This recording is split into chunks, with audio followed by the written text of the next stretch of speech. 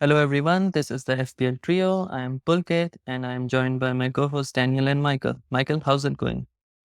Yeah, going good so far.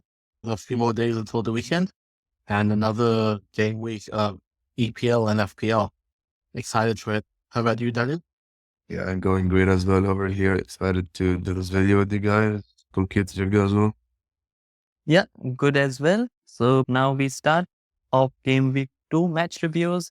We start with Chelsea and Wolves, and the scoreline is of course humongous, with Madueke getting a hat trick, Palmer getting tons of assists and goal. So let's look at the overall stats quickly. The expected numbers definitely didn't show the score line that we saw there. 1.68 expected goals for Chelsea and they scored 6. 1.96 for Wolves and they scored 2. So Wolves pretty much on the expectation, but Chelsea doing way better than what's expected from them. Daniel, do you have something to add? No, really. I mean, as you said, if I were only to look at the stats, I would say, this game ended 1-1 or 2-2, but not 6-2. So, yeah, no, Chelsea definitely overperformed. Yeah, should we look at their positioning? Yeah, let's go and look at the player Stats. positioning as well. So starting with Wolves, basically we have here Belgrade at the highest. I didn't expect that at all. And then of course Cunha. I mean, we talked about how Wolves were missing Cunha in the last game against Arsenal. And now that Cunha is back, he's also back on the score sheet. So could be a key player to the Wolves team. Yeah, Michael, I'm sure you have some stuff to say about Cunha. He's your long friend, right? Yeah. So last year he was basically one of my best differential picks. I think it was game week 6 to 9 he went good. And then from a stretch of game week 12, I think he returned in all games but one in that stretch. So I think the main difference this season, why I haven't talked about him too much, is because they've lost Pedro Neto, where Neto was able to help out wide while Chan was able to help through the middle. So he would be able to be fed quite good goals and assists. But now, after a Chelsea game, attacking wise, I think he can still go quite good. And if you see this heat map, he's although he started in that sort of left wing or left attacking mid position, he did drift into the box more often. So if this continues for, say, the next game week or two, he might be a very good pickup at 6.5 compared to, say, Muniz or Armstrong, because, yeah, he has already scored a goal that Muniz hasn't.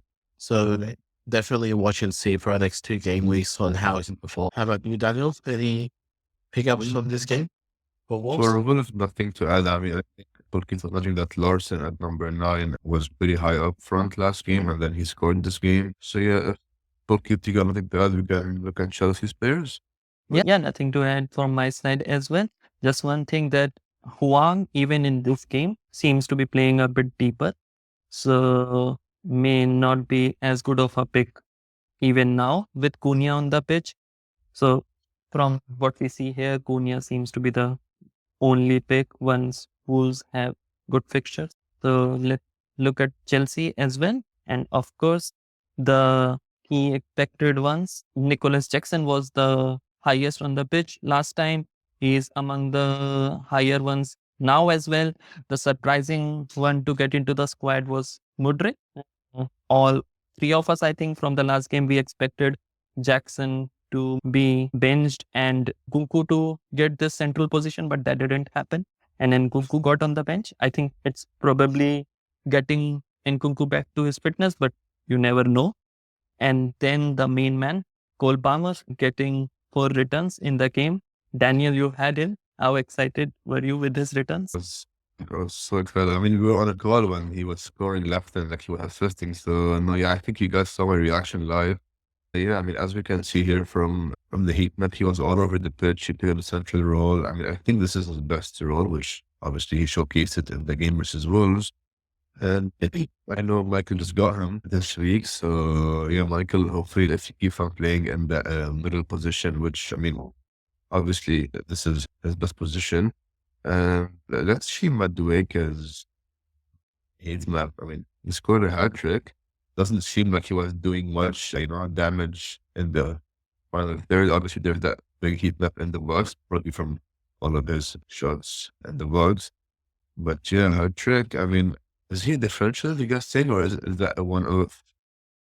I think that's a once off at this point in time because, like, even if you see in this heat map, right, his two main positions was either just behind the halfway line as a defensive mid or right in the goal scoring zone.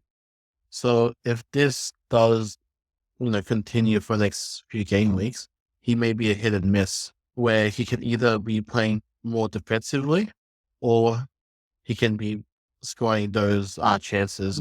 So we just need to see more stats and more games from him to see if he's an actual differential or if this is a once-off type game. Yeah, I do agree with Michael on that. He could be watch and see, but for me, it's not his performance that makes him a watch and see, but rather his minutes. I mean, Chelsea has so many options. We already suffered at the hands of Nkunku, especially you, Michael. So it's not that easy to jump on Chelsea assets. He won't be scoring hat tricks every game. I mean, Wolves had a say in that with their performance, and Palmer was brilliant. Also, we can see on this side with Madueke's Bok heat map, he basically had like 5 shots on target, and 3 of them were goals. So let's see how he continues from there. Yeah. Anyone else you got more of this close?